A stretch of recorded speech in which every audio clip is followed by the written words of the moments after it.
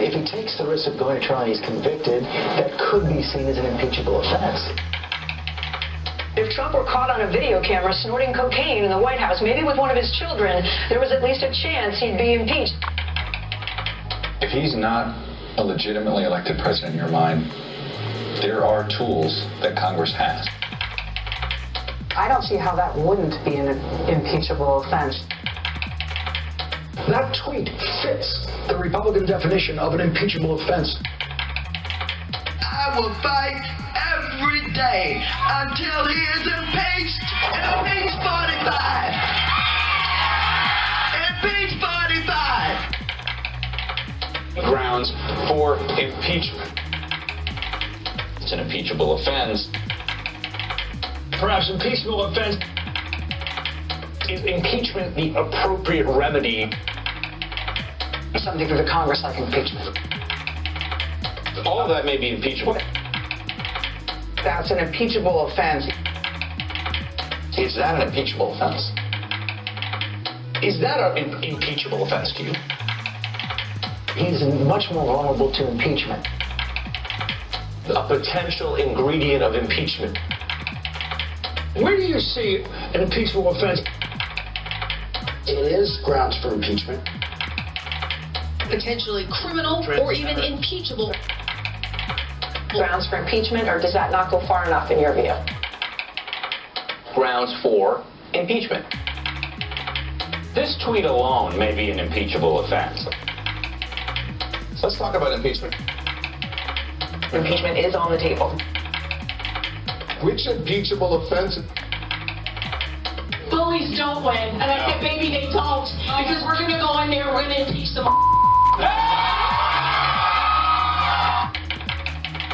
Do you see an impeachable set of offenses?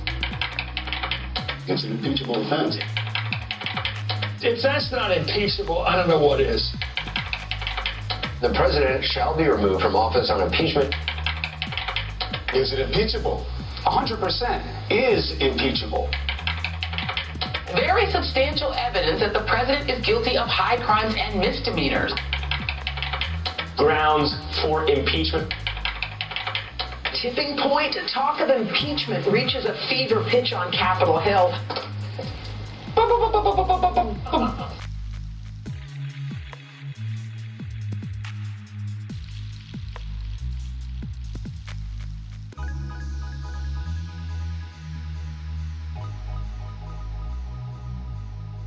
Ryan is the founder of American Majority, and he joins us tonight.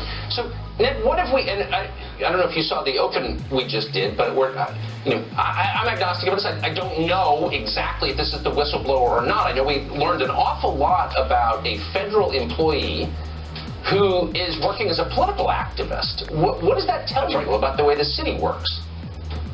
Well, I would say there are a lot of people in D.C. This is kind of a clarifying moment for us, Tucker, over the last few years in which I really do think a lot of these people find democracy terribly inconvenient.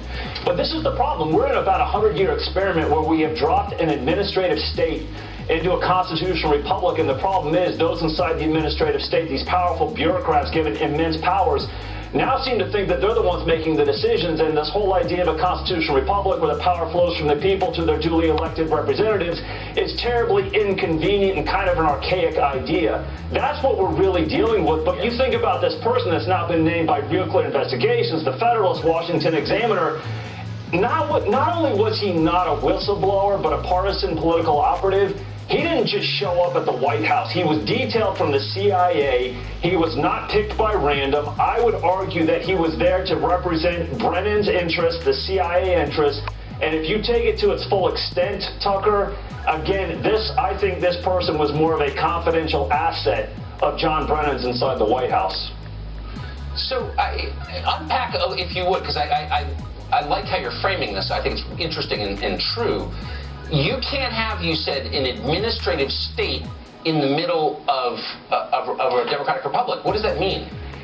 It doesn't work. The administrative state that the progressives have been pushing for the last 100 years is about consolidating power. It's about removing these separations of powers, empowering unelected bureaucrats to be in charge of this massive bureaucracy, millions of employees, and given immense powers inside the surveillance state and law enforcement, at a certain point, because they have so much power, because they've been ceded so much power by our representatives, by Congress, they have started to think, and almost rightfully so, that they are the ones making the decisions. And then Donald Trump shows up and goes, wait a minute, that's not how this works. In a constitutional republic, I, as the duly elected president, I'm the one that decides domestic policy. I decide foreign policy. And these players inside the administrative state said, not so fast. We don't think so. That's what all of this is about, Tucker. Whistleblower is an unpatriotic action. They shouldn't even go near that. So what about when the next guy shows up? What if Elizabeth Warren is elected president? Presumably, her views will be in line with most people in the administrative state, but maybe not all. Right. Is she going to be comfortable? Is any president ever going to be comfortable again with a government that we've just watched for the last 3 years could try to unseat the guy in charge if it doesn't like him? This is the amazing part. They are willing to destroy all sorts of norms and undermine the duly elected president of the United States, again, because they think they're in power. And I would argue everyone, right, left, Democrat, Republican, should be concerned at this massive abuse of power. And the only way you get this back, the only way you can get this back into proper alignment and actually restore trust into some of these institutions like the DOJ and the CIA and the FBI, there have to be consequences for this. I'm afraid, Tucker, if there are not consequences, what comes next? What comes next for the next president, regardless of Democrat or Republican? There have to be consequences. And how you restore trust, you actually have consequences that actually mean something. People go to jail. People have their security clearance permanently revoked. They have to be shamed or sent to jail. That's how you have consequences to restore trust and to put things back into their proper balance. I think I've been here too long. Call me cynical. But after 35 years, I've concluded. So you had Paul Manafort lobbied for Ukraine. He's likely to spend the rest of his life in prison. Tony Podesta, a close friend of the Clintons, did the same. He's in Italy right now laughing at you. So, I don't know. I'll believe it when I see it. You know, when anyone on the left is held accountable for anything, I will be surprised. But this is the problem we have. This is the problem we have. We have a bifurcated legal system. If you do not have the right political connections or the right political views, you will have the book thrown at you. If you have the right connections, you get a pass. That's a real problem for our republic. A real problem, yeah, I would say. Ned Ryan, great to see you tonight. Thank you. Course hosts Justice with Judge Neem every weekend. She's also the author of Radicals, Resistance, and Revenge, the Left's Plot to Remake America. She's very busy, so when she can come here, we're grateful to have her. So we're not, as you just noted, I haven't given the guy's name. I'm not absolutely certain he's the whistleblower. Appears to be, but, you know, I would have confirmation. Only Schiff knows. But we're all under this kind of pressure to protect the identity of the whistleblower, because why exactly? Yeah, well, I haven't figured that out because, Tucker, if you think about it, Barack Obama fired the whistleblower in Fast and Furious. Plus, in terms of whistleblowers, they changed the law so this whistleblower could report on hearsay. They just changed that within the last year because before, a whistleblower couldn't be a whistleblower unless he or she was directly a part of the conversation. So they changed it. Look, this is all part of a playbook. It's a narrative. This is Russia collusion all over again. We're going to do Ukraine collusion. And we now have a Brennan acolyte. You've got someone who loves Susan Rice, worked with Susan Rice, Brennan, and the whole lot of them. And Schiff, this is a redo of Russia collusion. And you know what the frustrating part of it is? The frustrating part is when you say, will we ever see people go out in cuffs? I mean, that's what I did for 30 years. That's law and order. But the reason that this president is facing it, unlike any other president before, is because Donald Trump is the outsider president that the forgotten men and women in America put in the Oval Office. He's not part of the establishment. He's not one of the guys who's going to slap one guy on the back and then say, hey, we're all set. He's there to protect us, and so the rules are going to be different.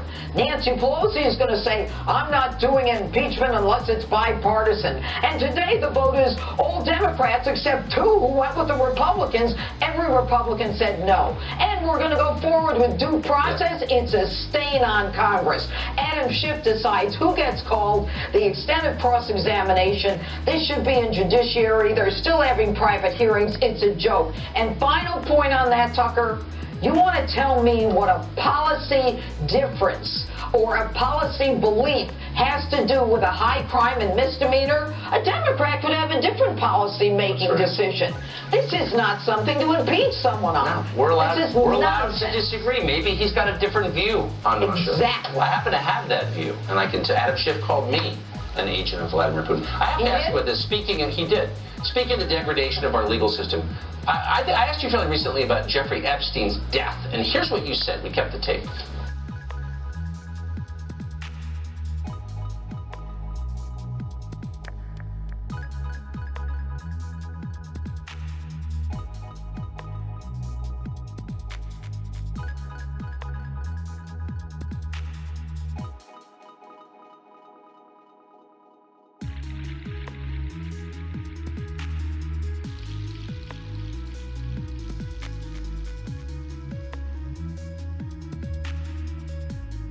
I have tried cases that were listed as suicides, and I've gotten a homicide conviction. So they weren't suicides, they were intentional murders.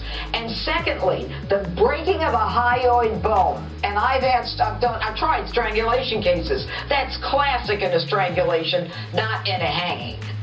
So it turns out you're not alone in thinking that. A forensic pathologist hired by Jeffrey Epstein's brother says the evidence suggests that he didn't kill himself. The injuries to his neck, he says, are more consistent with strangulation. And then today, the totally discredited but still sort of interesting mayor of New York City, Bill de Blasio, comes out and basically says, I have no confidence in my own medical examiner. What do you make of this?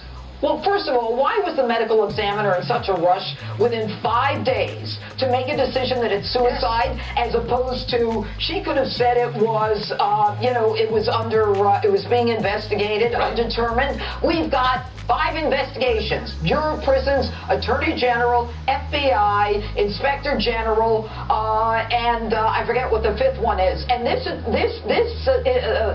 pathologist says, oh, it's suicide. How do you know it's suicide? Wasn't everybody asleep? Weren't the cameras not working? Why was his cellmate removed? You want to tell me why this guy was suicidal 6 days ago is now not suicidal? I can go on and on. So, no, but open up, just in the minute and a half we have, open up this world that most of us have never lived in, but you spent decades there. Why would a medical examiner rush a judgment like this? What are the pressures that could come to bear on a medical examiner? Well, I don't know the medical examiner. I don't know her situation. And you know what? It's better I don't know her. But I can tell you this. I'm not surprised that another medical examiner would say what I said, because I spent 30 years in law enforcement. I've tried homicide cases. When that hyoid bone is busted and the thyroid cartilage is busted, it can't be busted from hanging with a sheet, which, by the way, we still don't have the DNA from the sheet that he used, apparently, if it is a suicide. And for them to say that that is part of a suicide hanging, that's ridiculous. It's not a suicide. Hyoid butt being broken is a classic intentional homicide killing. And by the way, Epstein said a few days earlier, he said, look, my cellmate tried to beat the hell out of me, and this guy's Tartaglione. I know the guy. He was from Westchester. He beat everybody up. Okay, so, then they say, the brother says, can I get a copy of it? I know the guy. He's from Westchester. He beats everybody up. Okay, you can't even get the report of the assault in that room. Why are they hiding? What are they worried about? That's the question, because it's not simply about the death of one man. It's really a referendum on the people who run things. Like, how rotten is the system that someone can get murdered and they cover it up? I'm not alleging that's what happened, but there are questions, as you said, and I think it's worth following the story, which we will continue to do, and I hope you will join us. Judge, good. Thanks for joining us tonight. Thank you. For sure.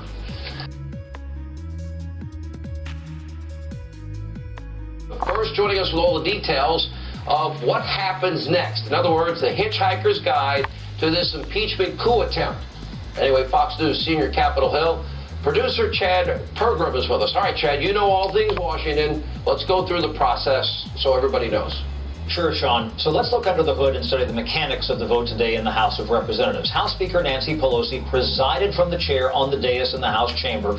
At the start of the debate, Pelosi also announced the result at the end. Pelosi's participation was emblematic of how important the Speaker thought the vote was. No Republicans backed the measure. The United Front sent a message to President Trump that congressional Republicans stand behind him foursquare. But the unanimous GOP vote also sent a message to the U.S. Senate. A few House Republican defections could have indicated there were cracks in the GOP rearguard ahead of a possible Senate impeachment trial. Meantime, Democrats only lost 2 of their own on the vote. Moderate Democrat Jeff Van Drew, a freshman, and also Minnesota's Colin Peterson. Both represent battleground districts which President Trump won in 2016. But House majorities have the majority, so they can lose a few members and still prevail on big votes. Now, today's vote codifies the impeachment roadmap. But what's remarkable about this is just how little we know regarding what's next. We don't know the timeline. We also don't know if the president would ever have the opportunity to defend himself. Now, Doug Collins is the top Republican on the House Judiciary Committee. He argued that his panel may try to call House Intelligence Committee Chairman Adam Schiff. With President Clinton's impeachment in 1998, the Judiciary Committee heard from independent counsel Ken Starr, the president's accuser. Then, Mr. Clinton's counsel, David Kendall, questioned Starr in the Judiciary Committee. Collins argues that Schiff is essentially the accuser in this case, so Republicans would like to question Schiff the same way President Clinton's counsel challenged Ken Starr. Democrats crafted the resolution so that Schiff has ball control right now and may never see to the Judiciary Committee until the end. Now, sometime in the next couple of weeks, the House will likely release transcripts of the depositions. That will be the first public peek into what's going on behind closed doors. And it would be a sprint just to write articles of impeachment before Christmas. Notably, Sean, that matches the Clinton timeline in 1998. The House impeached President Clinton on the Saturday before Christmas. Back to you. Chad, thank you. And what we're about to see play out is just a big show trial. Kind of what you'd see in Cuba, former Soviet Union, Venezuela, even Iran. Political target is afforded 0 rights. You see this? We got it right here. This is not worth anything. This offers none of the protections and due process that Newt Gingrich afforded, Bill Clinton. This is all in the hands of one guy. Adam Schiff gets to decide unilaterally, and he's compromised in the case, and corrupt, and a liar, congenital liar. In public proceedings, where the outcome is completely predetermined regardless of facts, GOP lawmakers are calling out this unconstitutional, invalid inquiry for what it is. Watch this. What we're seeing among Democrats on the Intelligence Committees down in the SCIF right now is like a cult. These are a group of people loyally following their leader as he bounces from one outlandish conspiracy theory to another. 435 members of Congress, only one individual, one member of this body knows who this person is who started this whole darn crazy process. Chairman Schiff. And what this resolution do? Gives him even more power to run this secret proceeding in a bunker in the basement of the Capitol. Every time I hear my colleagues on the other side of the aisle talk about efforts to somehow undermine national security for political gain, I can't help but think about what they are doing precisely this morning. Maybe in the Soviet Union, you do things like this where only you make the rules, where you reject the ability for the person you're accusing to even be in the room. That we believed the Speaker when she said about cooperation. We believed her when she said if you trusted them with the majority, they would be different. I guess it's only fitting you take this vote on Halloween. Checkmate. Joining us now, House Oversight Committee's the ranking member, Congressman Jim Jordan of Ohio, Fox News contributor, former Oversight Committee chair, smart enough to get the hell out of there, the author of the bestseller, Power Grab. Jason Chaffetz is with us. So here's what I heard. Today, another beatdown, a disastrous day for the Democrats, so it stays behind closed doors. Now, are we ever at least going to get the transcript so we could show the person? Again, today, the boss literally saying nothing wrong on that call and there was no alteration of the transcript. More lies told by the leaking Democrats. Jim Jordan. Yeah, Sean, I do think we'll get the transcript sometime, but again, it's up to Adam Schiff and Nancy Pelosi. They're making the rules as they go along. They tried to pass this resolution today and put a ribbon on this sham of a process, but that doesn't change it. It's still a sham process. So hopefully we'll get the transcripts. At some point they said they're going to have public hearings, but look, when you do this in secret, in the bunker, in the basement of the Capitol, where the American people can't see it, I think they understand this is a flawed process to the nth degree, and the American people get it. It's unfair, it's partisan. I don't think they're going to stand for it. And you're right, our party stayed together, and we all voted against this, which I think was a great sign and a great message to the people of this country. Well, I think it's just obvious. I mean, look, we know what Newt Gingrich did in terms of Bill Clinton, Jason Chaffetz. I've gone over it many times on this program. I can go over it again if people want, but I mean, it was every consideration, every due process, right to call witnesses, cross-examine witnesses,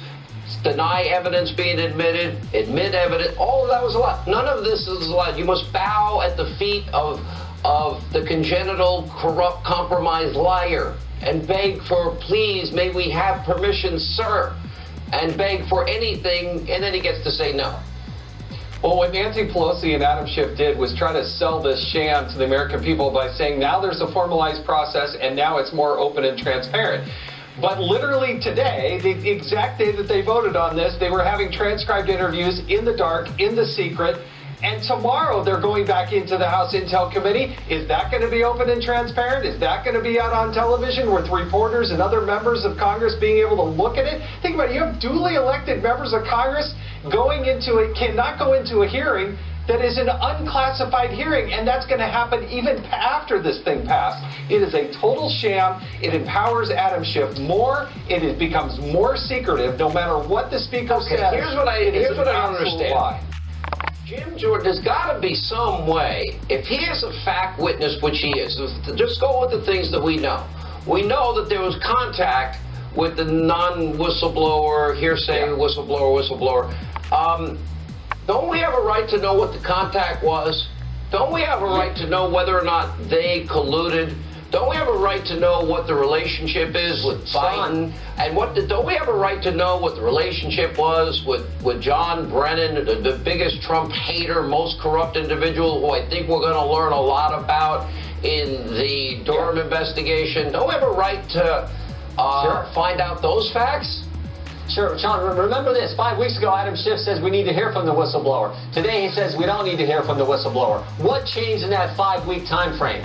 One fundamental fact. We learned that Adam Schiff's staff had met with the whistleblower. That's the only thing that's changed. So now Adam Schiff says, oh, no, we don't really need to talk to this guy. So I would love to have Adam Schiff under oath in front of a committee asking him questions. I don't think it's going to happen. But the idea that he's the only guy in America who knows who this individual is who started this whole thing. And never forget, on the whistleblower's complaint, bullet point number 1 on the complaint, the whistleblower says this: over the past 4 months, I have talked to more than half a dozen U.S. officials who formed the basis of this complaint. Who are those more than half a dozen U.S. officials? Who are these 7 to 11 people? Well, I would like to talk to them, and more importantly, the American people would like to see those people who gave the whistleblower the information and judge their credibility under oath in front of a committee, not in secret in the bunker in the basement of the Capitol, but in an open hearing where we can ask them questions and they got to answer them under oath, and we see how they respond. That's how it should work, but that's not how it's going to work, because this process, as Jason just said, is a sham.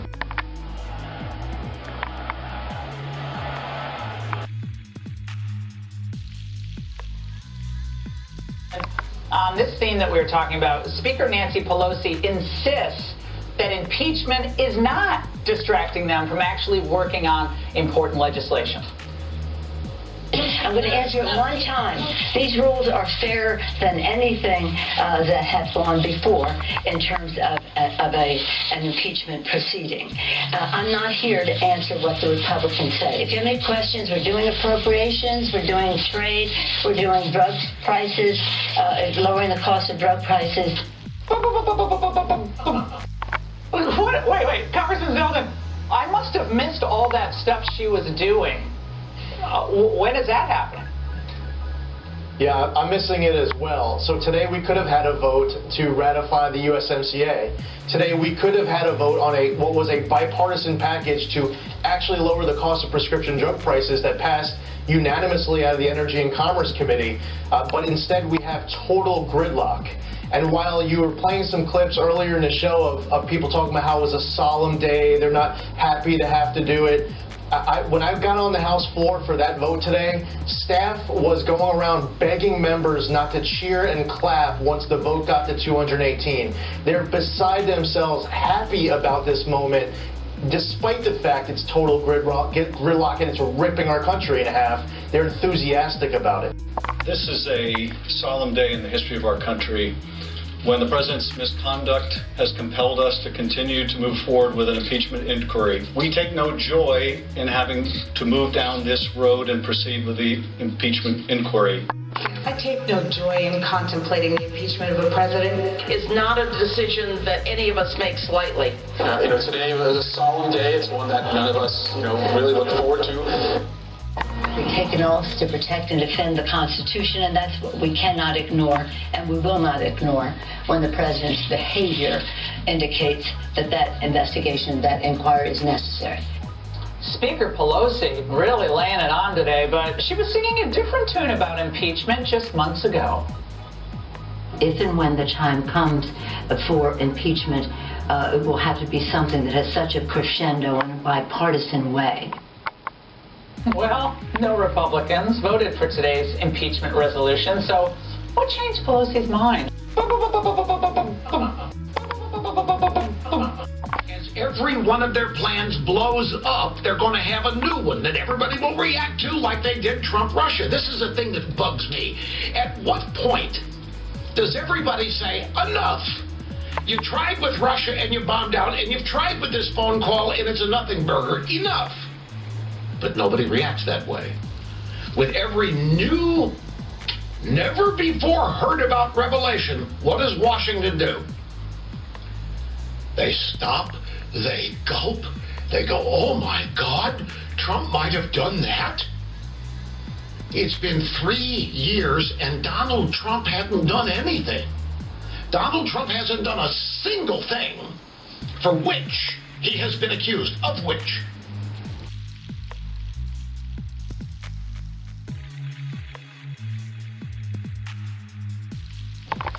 What exactly is the issue here? What exactly is the impeachable issue here? The Ukrainian president said no pressure, no quid pro quo. He didn't even know military aid was temporarily withheld. The president has every right to temporarily withhold military aid for any damn reason he wants to. And it's been done before by other presidents. The phone call itself, we have the phone call itself. The president declassified it. You can't find a single tie between military aid and a request for the 2016 investigation. And even if you do, it's perfectly legal. But there isn't. There isn't. Now, you can't ask the Ukrainian government to assist you in the 2016 criminal investigation that's being led by your Attorney General and U.S. Attorney Durham. Of course you can. Even though it might get to the bottom of the Hillary campaign and the DNC that worked with Ukraine in the Obama administration, the President of the United States is free to do that. And if he did do that, good for him. You can't mention the Bidens. Why? Because Joe Biden's running for office for the 412th time?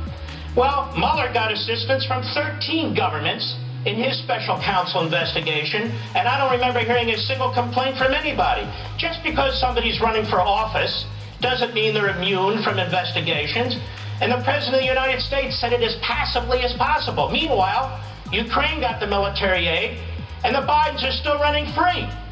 Now, you want to talk about interfering with an election? Biden's interfering with an election. He supports impeaching the president. Doesn't that help his election? The Democrats are interfering with the election. That's the whole purpose of what they're doing. They're trying to reverse the 2016 election and influence the 2020 election. How do I know? This is the first time in American history a process like this, so bastardizing the impeachment clause, has ever been used against a president, a federal judge, or any official of the United States government. So, there is no issue of impeachment, high crimes, misdemeanors, treason, bribery, no issue of criminality when it comes to the president. So what's the issue?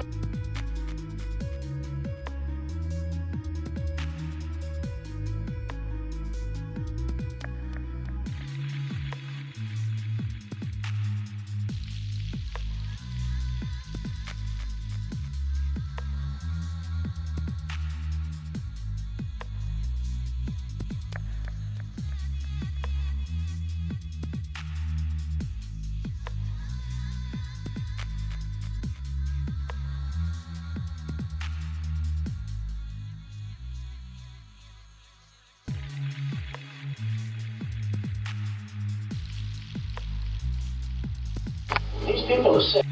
We have found the rat's nest. It's in the National Security Council.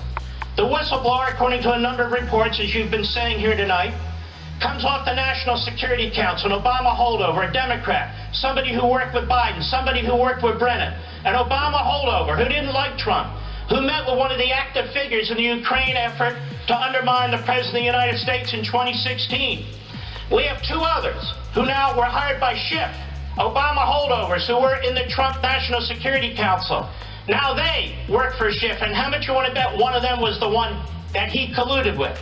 And of course, Schiff doesn't know anything about it. You want to know why the President of the United States has had trouble bringing his own people into the National Security Council and getting clearances? Now you know why. Because it was a rat's nest. Then we have, and by the way, I think U.S. Attorney Durham and the Attorney General of the United States ought to have an investigation of these three National Security Council former staffers. What role, if any, did they have in the Ukraine 2016 matter interfering with the election? What role did they have pushing the Russia collusion matter? Were they leakers? I think the criminal investigation, the hell with Schiff. They ought to get into these three and find out exactly what they did, and there may be more of them. Then we have Lieutenant Colonel Vindman. You can trash Mike Flynn, you can trash Ollie North, you can trash Gabbard, you can trash anyone who served in the media, in the military, but not Lieutenant Colonel Vindman. You know, deep inside that New York Times piece, Sean, it said that Colonel Vindman had provided advice to the Ukrainian government, and mostly in English. What the hell does that mean? He's working for the Commander-in-Chief of the United States. He's on the National Security Council. He's an active duty lieutenant colonel. Why are you giving advice to Ukraine? Nobody's following up on that. I'm just curious, what was that all about? Now, Adam Schiff, you are a key fact material witness. You hired those two Obama staffers. Your staffers, or one of them, met with the former national security staffer to the President of the United States. You're trying to protect your staffers. You're trying to protect this phony whistleblower. And you're trying to protect the Democrats from 2016. And what they tried to do to candidate Trump, it's all in Politico, it's all in the New York Times, even though they don't want to admit it. Now, Donald Trump's been investigated by the Southern District of New York, by the special counsel. He's been investigated by multiple committees of Congress. Hundreds of subpoenas have been issued against him, his businesses, his taxes, his bank accounts, his family members. But Joe Biden, whoa, you can't interfere with the election. Joe Biden's running for office again. He's been running for office since he's 9 years old. Now he's 103. Joe's running again. You're not allowed to look to Joe Biden. That's interfering in a foreign election. You can't ask foreign governments for help. Well, how do you get help in investigating somebody when the events occurred overseas? The FBI does this all the time. We investigate people for drug prosecutions, embezzlement prosecutions, money laundering, with the assistance of foreign governments all the time. The President of the United States hasn't done anything at all. And by the way, why do the Democrats keep lying? Here's what they passed today, 7.5 pages of BS. Here's what they did in 1998, a long discussion of the President's rights. The President has a right to counsel, to cross-examine, to have his own witnesses, and so forth and so on. You know what they said today? They said the committee, the chair of the Committee on Rules, including such procedures, has to allow for the participation of the President and his counsel. How did they get to participate? We don't know. This is the biggest, disgusting scandal, and it's all on the Democrat Party that has hijacked the impeachment process, our tax dollars, the House of Representatives, to push their 2020 election. That's what's going on. That's it. Thank God for the deep state. I think, everyone here has seen this progression of diplomats and intelligence officers and White House people trooping up to Capitol Hill right now and saying, these are people who are doing their duty, who are responding to a higher call. These people are saying